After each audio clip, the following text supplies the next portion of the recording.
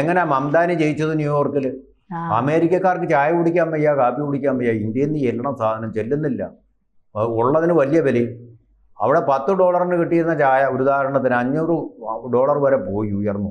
പാകിസ്ഥാനിലെ ആട്ടയുടെ വില ഉയർന്നതുപോലാണ് അവിടെ ചായയുടെയും കാപ്പിയുടെയും വില ഉയർന്നത്. ഇയാൾ ചുങ്കം ഏർപ്പെടുത്തി കഴിഞ്ഞപ്പം ആളുകൾ പ്രക്ഷോഭമായി. അങ്ങനെയാണ് അവർ മംദാനിയെ ജയിപ്പിച്ചത്.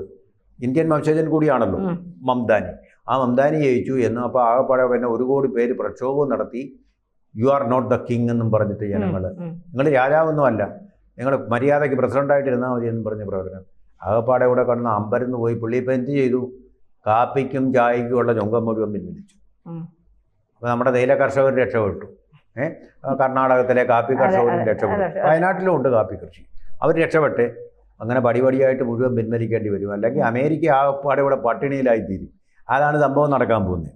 ഇനി ഇപ്പോൾ വന്നിരിക്കുന്നത് സൗഹാർദ്ദ മനോഭാവം മറ്റൊന്നാണ്.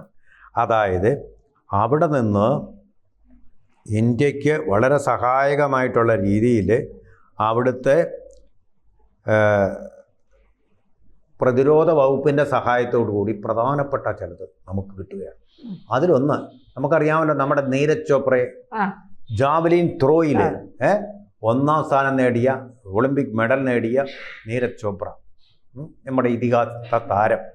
അദ്ദേഹത്തിനെ പോലെ തന്നെ മിസൈലുമുണ്ട്. ജാവലിൻ ത്രോയിൽ 1ാം സ്ഥാനം നേടിയതുകൊണ്ട് മിസൈൽ 1ാം സ്ഥാനം നേടിയ ഒരു മിസൈലുണ്ട്.